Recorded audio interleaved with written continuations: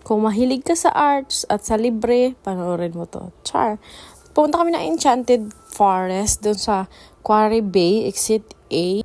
Nakita lang namin dito sa isang nag-post kung paano pumunta doon, kaya sinundan namin.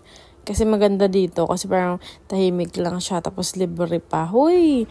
Tapos ito na, pumunta kami ng Quarry Bay, Exit A, tapos ito, sundan nyo lang yan. Tapos pagpunta nyo ng Tulay, hanapin nyo yung Tycho Place. Tapos yan, doon sa kabilang side, doon yung MTR station. Tapos siya yung artist pala. Tapos pagpasok nyo, ito lang yung makikita nyo. May mga maiingay doon sa kabilang part, pero iwan ko, hayaan na natin sila. Charot! Tapos pakinggan na lang yung tugtog. Nakaka-relax dito. Masarap sana matulog. Uy!